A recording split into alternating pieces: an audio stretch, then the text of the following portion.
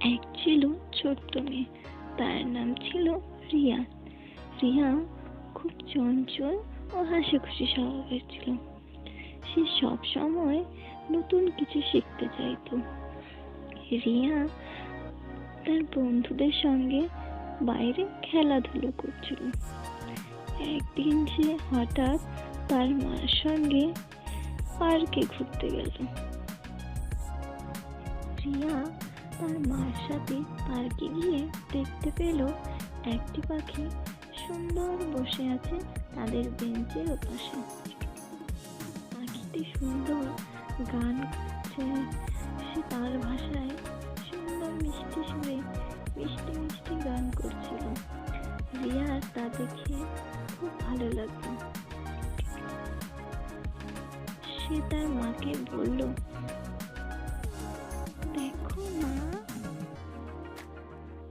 দেখো মা, পাখিটি কি সুন্দর গান করছে, তাই না বলো?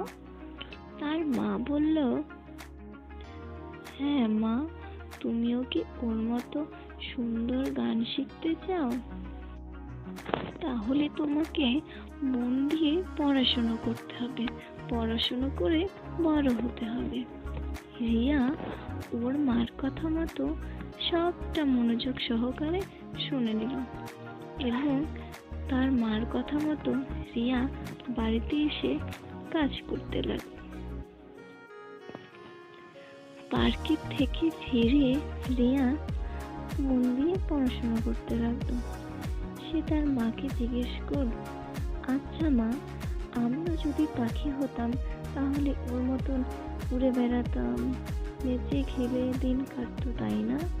মা একটু হাসলো আর বলল, হ্যাঁ মা, তুমি এমনিতেই তো অনেক মিষ্টি গান করো, মন দিয়ে পড়াশুনো করো, দেখবে বড় হয়ে গেলে তুমি আর সুন্দর গান করতে পারবে।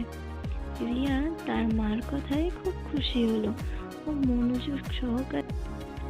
এরপর রিয়া একটি ডান্স স্কুল খুলল। সে সেখানে বাচ্চাদের রোজ নাচ শেখাতো। আস্তে আস্তে রিয়ার সুনাম চারদিকে ছড়ে পড়ল। সে খুব পরিশ্রম করতে লাগলো। তারপর রিয়ার এক সম্মান অর্জন হলো।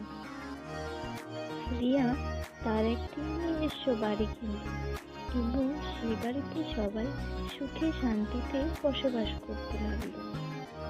এই গল্প থেকে আমরা এটাই শিখতে পারছি যে স্বপ্ন দেখতে ও সেই স্বপ্ন পূরণ করতে দুটোরই চেষ্টার প্রয়োজন। চেষ্টা করলে মানুষ সবকিছুই করতে পারে।